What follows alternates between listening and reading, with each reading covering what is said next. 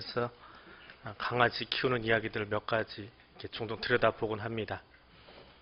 그 중에 한 이야기인데요. 배변판이라고 있습니다. 고양이는 집에 들여다 놓으면 알아서 배변판으로 가서 배변을 합니다.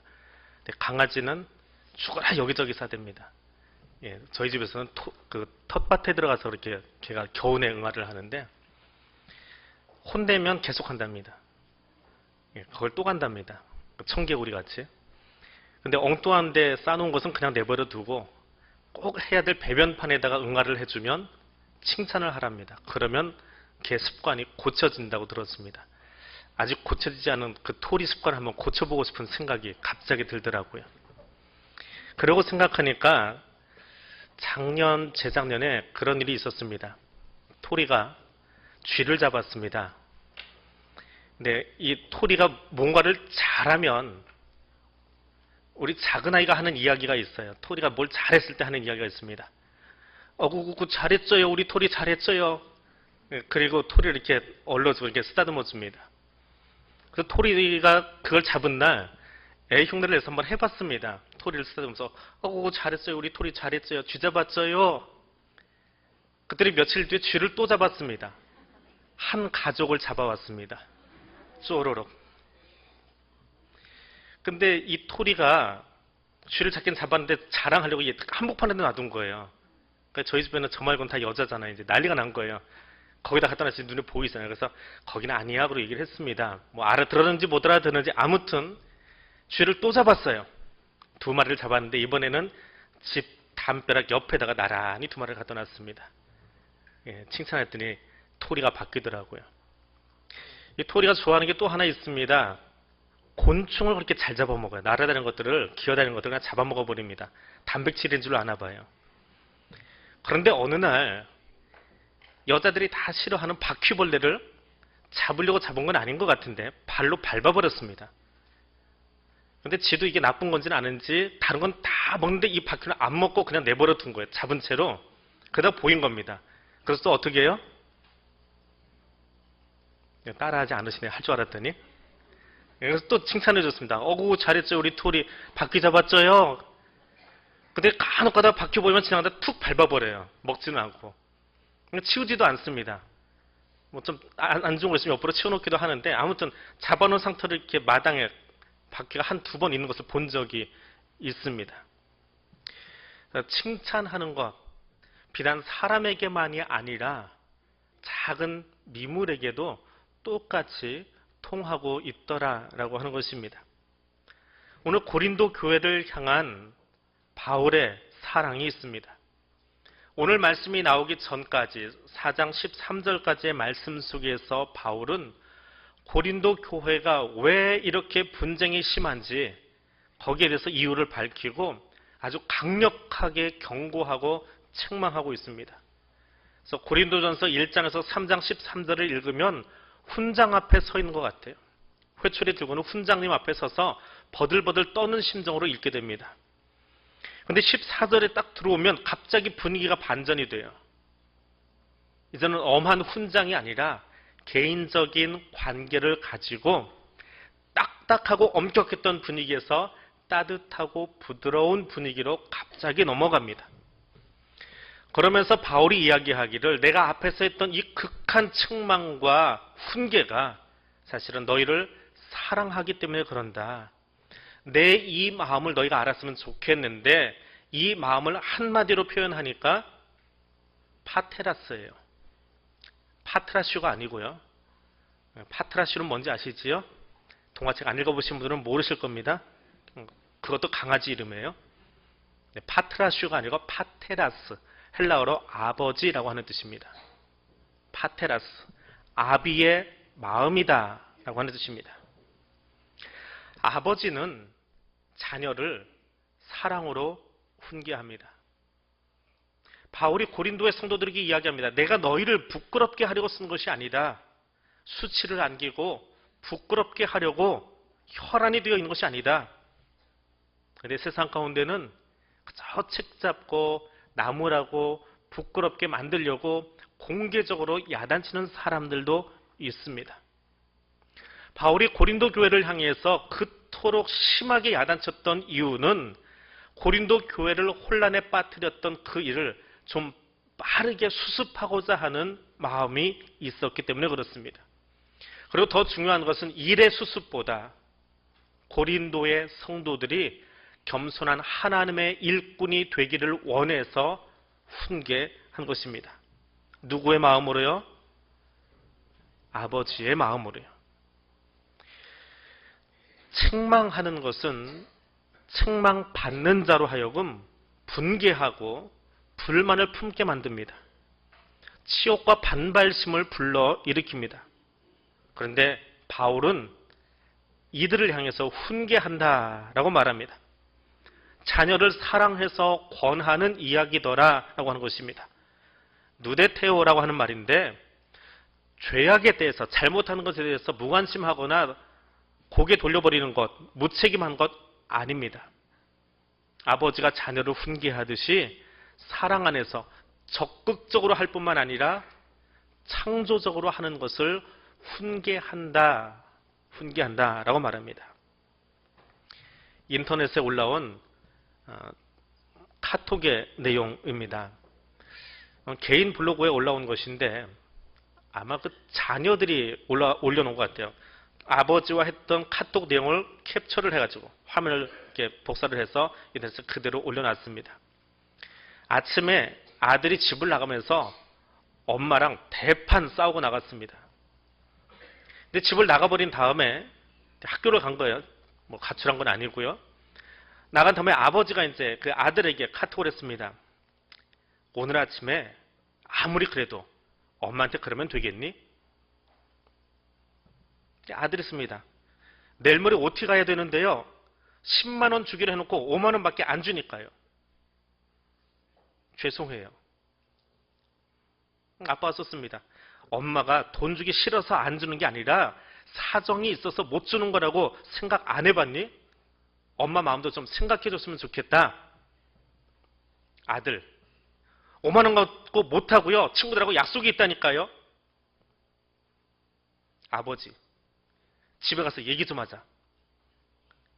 여기까지는 엄한 이야기지요. 근데 그 뒤에 이야기가 재밌더라고요. 아들이 그 뒷 화면 때문에 올려놓은 거예요. 그리고 내 엄마이기 전에 내 마누라다. 누가 내 여자친구한테 막대하면 넌 기분이 어떨 것 같니?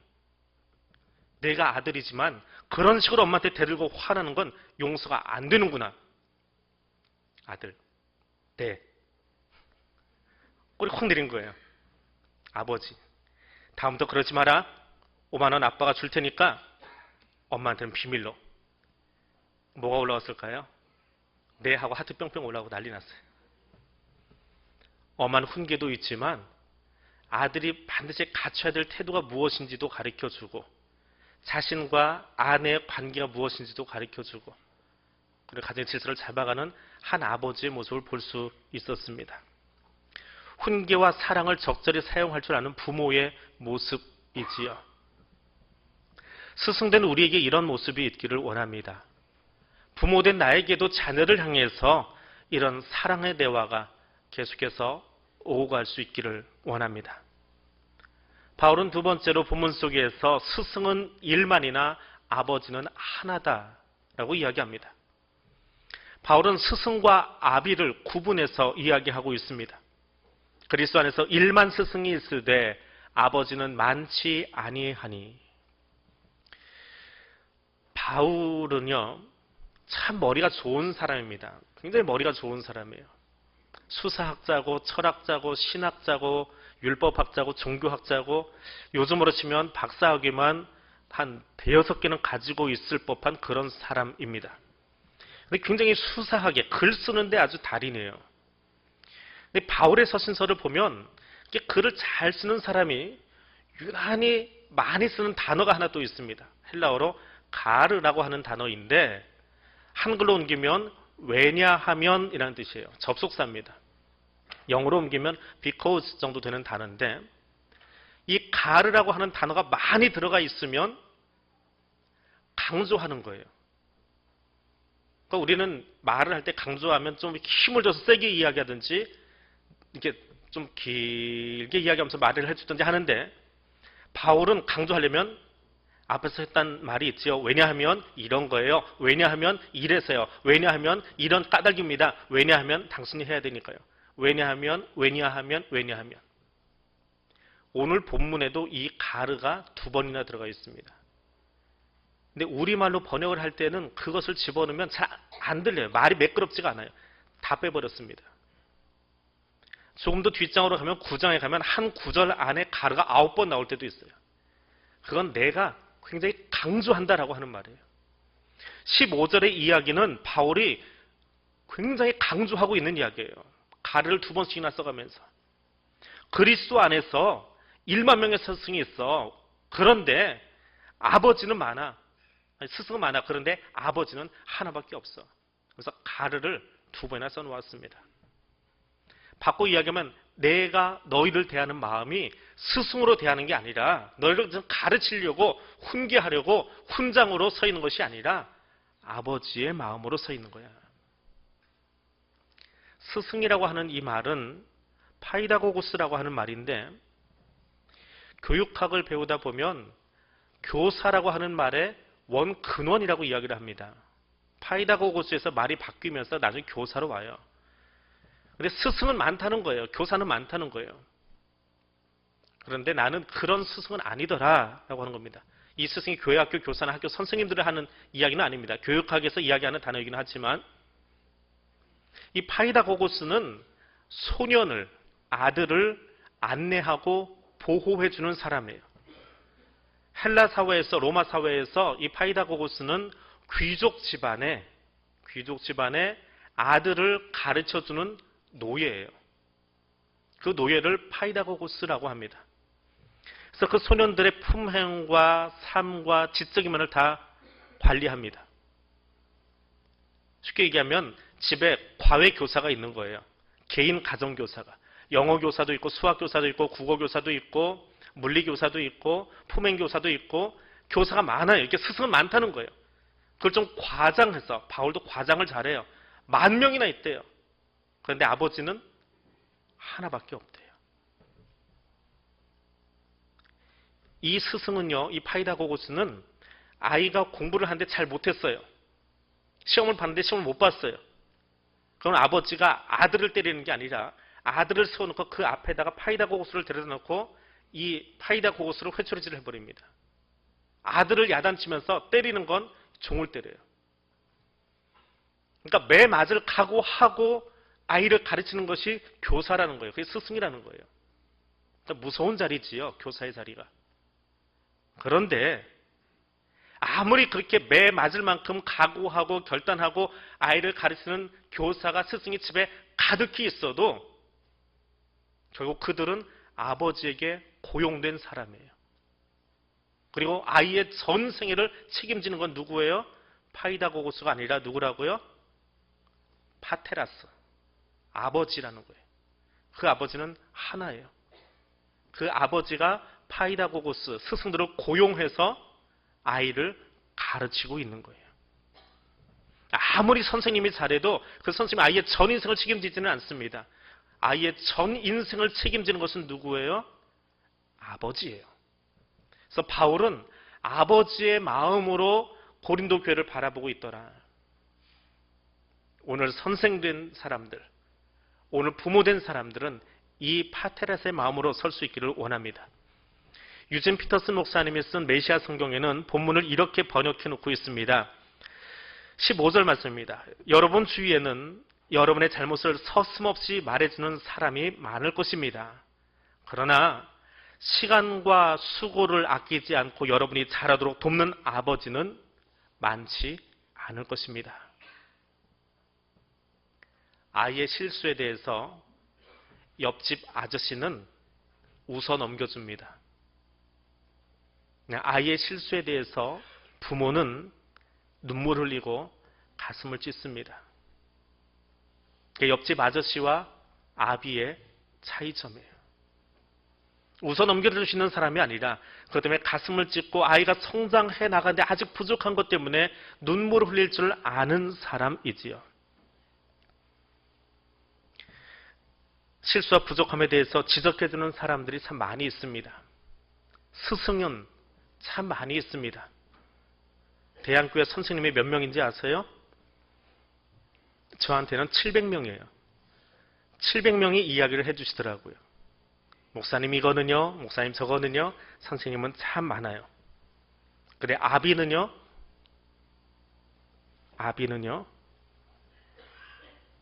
스승은 한쪽 면만 바라봅니다.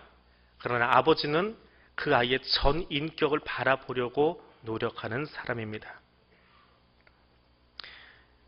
며칠 전에 아내를 통해서 김용태 교수님이라는 분이 하셨던 강의 내용을 들은 적이 있습니다.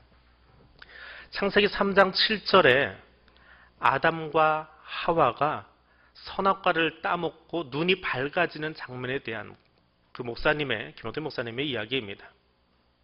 사람은 선악과를 따먹은 뒤에 평가할 수 있는 존재, 평가하는 존재가 되었습니다. 평가한다, 판단한다라고 하는 것은 하나님의 영역입니다. 사람이 선악과를 따먹은 이유는 하나님처럼 되고 싶은 거예요. 근데 선악과를 따먹는 순간에 사람은 판단하는 자가 되었습니다. 그렇게 선악과를 따먹은 그들이 가장 먼저 본 것은 무엇입니까? 서로의 벌거벗은 몸이지요. 그래서 나뭇잎으로 서로를 가리고 부끄러운 나무 뒤로 숨어버렸습니다.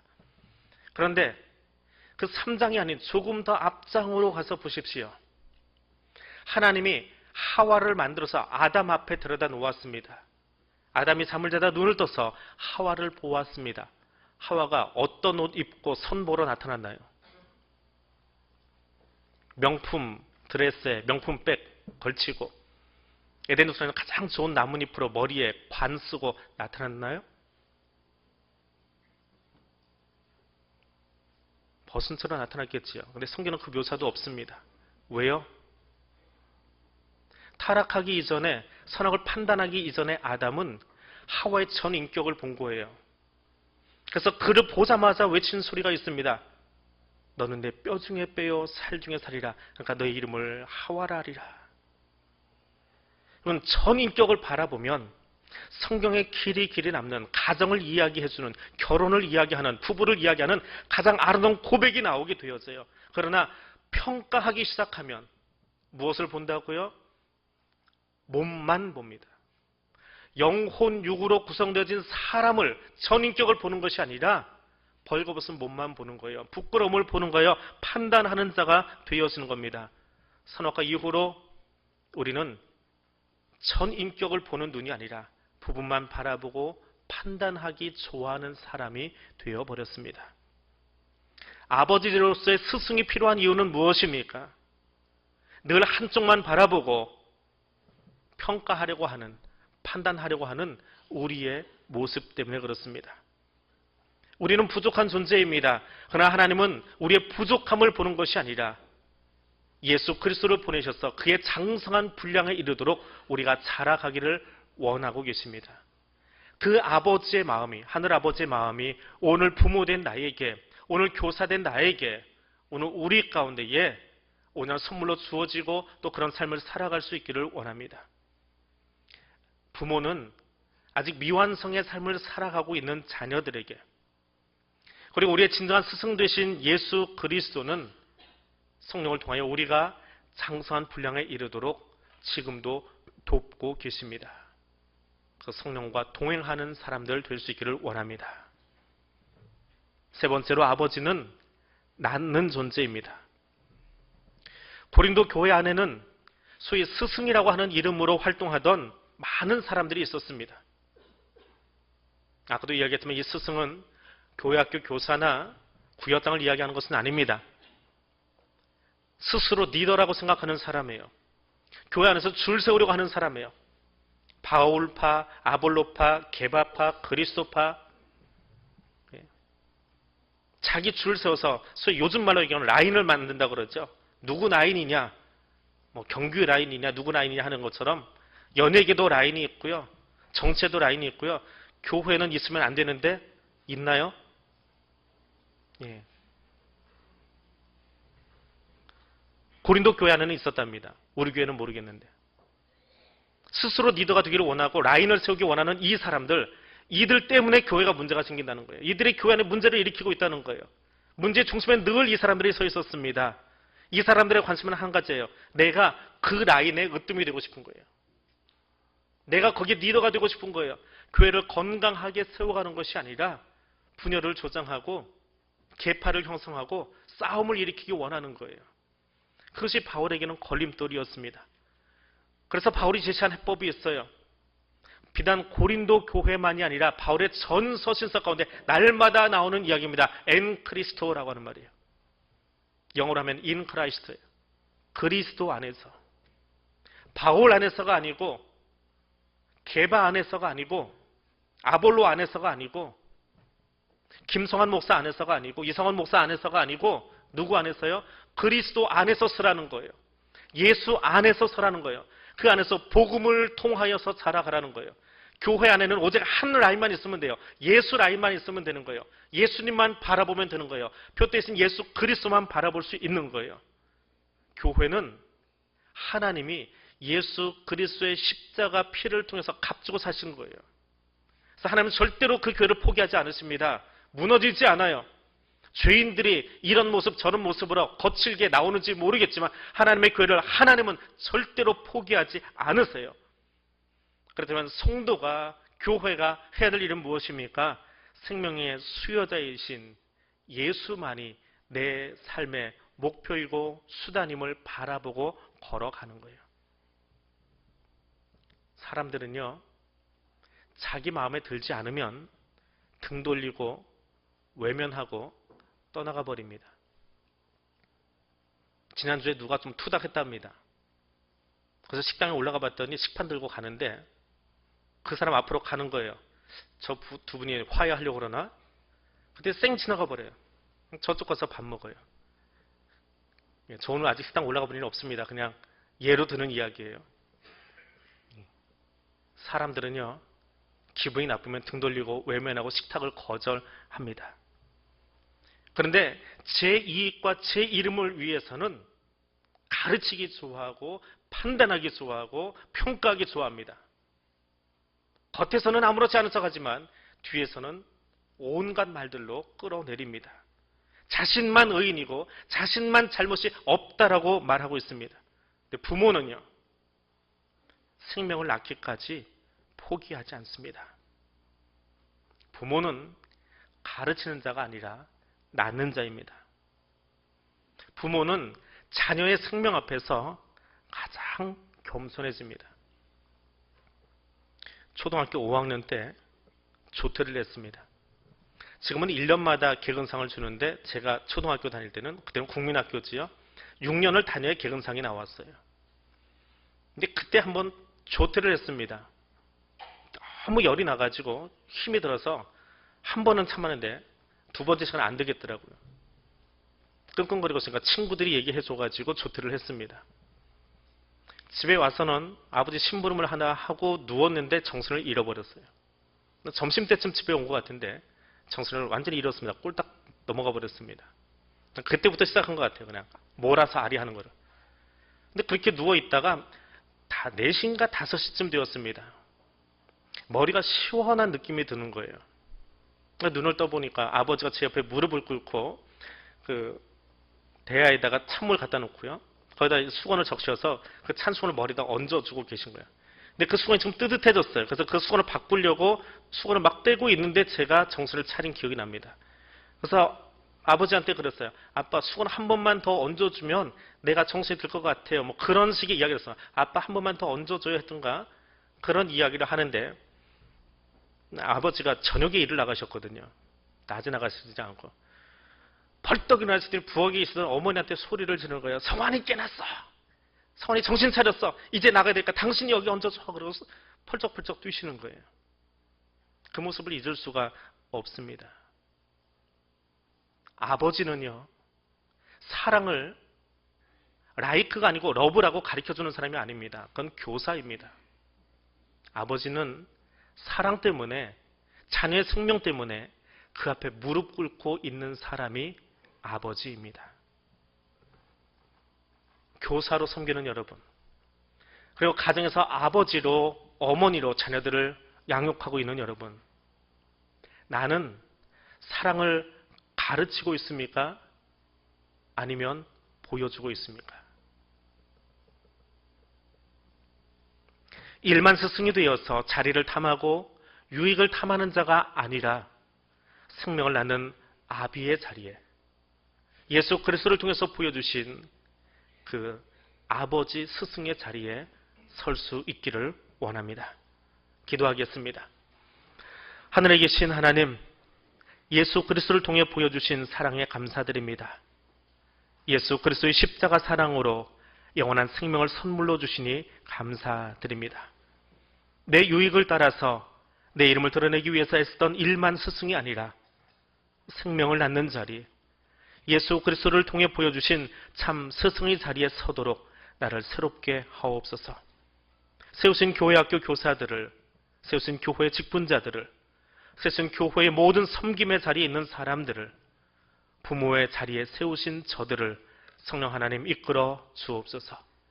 예수님 이름으로 기도드립니다. 아멘.